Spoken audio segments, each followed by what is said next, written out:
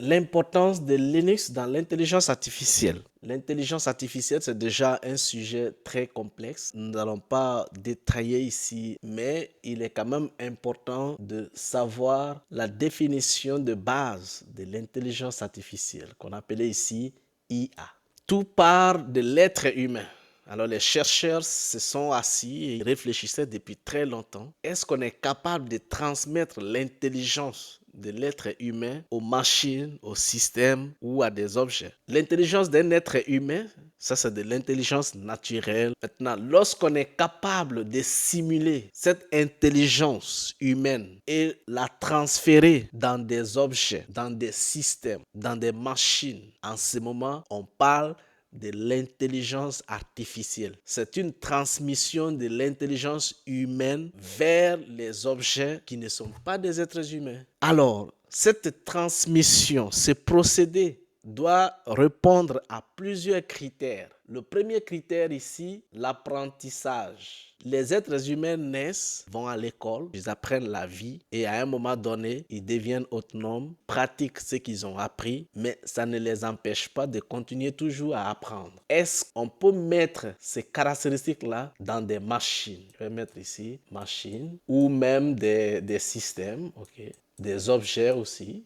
Donc, pour transmettre l'intelligence humaine à tous ces objets, il faut qu'il y ait des critères quand même semblables à ce que l'intelligence humaine fait. Donc, on parlait tantôt de l'apprentissage. Il faut permettre que ces machines, ces objets ou ces systèmes puissent apprendre à la base de cet apprentissage, qu'ils puissent devenir autonomes, exécuter des tâches sur la base de ce qu'ils ont appris et continuer toujours à apprendre soit sur leurs erreurs ou sur leur expérience. Il faut que ces machines et ces systèmes à qui nous voulons transférer cette intelligence puissent raisonner. C'est-à-dire, ils écoutent des sujets capables de développer ou donner leur point de vue, leur opinion de façon concrète et pratique. En fonction de leur formation, de leur apprentissage, de leur expérience, ils doivent être capables de résoudre les problèmes qui se présentent à eux. Ok?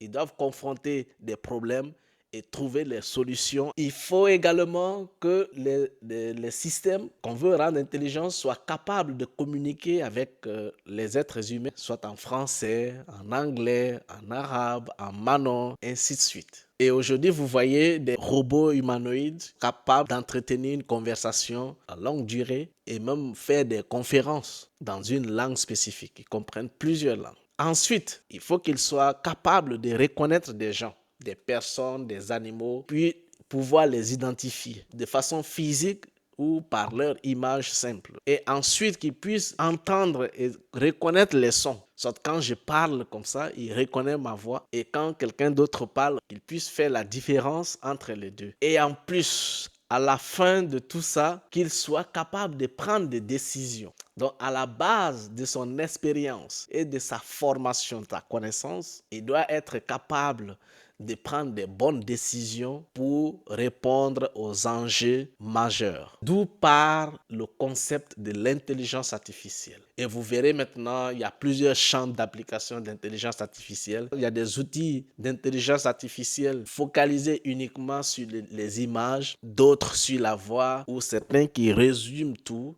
Mais à la base, c'est le principe et ce sont des points fondamentaux. Donc, quel est le lien avec Linux? Pour tout ce que nous venons de citer, pour que ce transfert se passe dans les meilleures conditions, il faut des systèmes d'exploitation. Et il se trouve que Linux est le système requis qui répond à tous les critères. Par sa performance, son état de stabilité, Linux est compatible avec tous les outils utilisés pour mettre en place l'intelligence artificielle, comme exemple Python, TensorFlow, etc., etc. Linux supporte des systèmes robustes de grande disponibilité. Pour l'avenir, la réussite de l'intelligence artificielle, le système le plus approprié est Linux.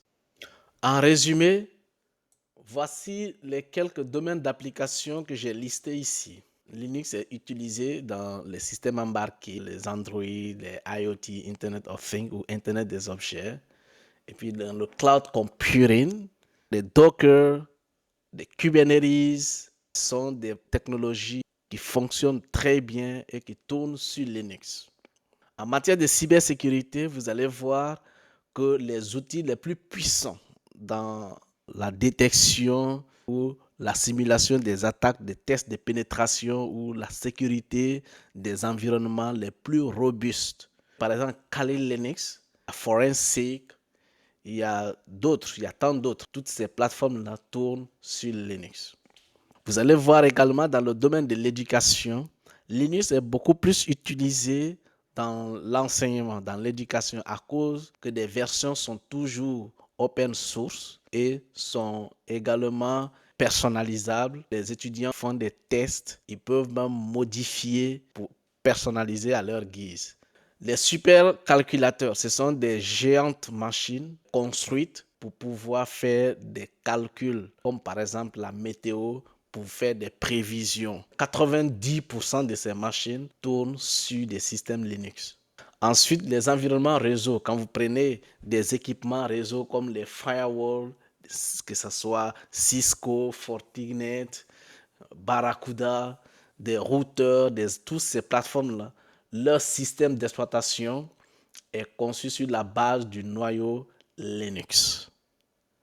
Donc, c'est en quelque sorte le système le plus utilisé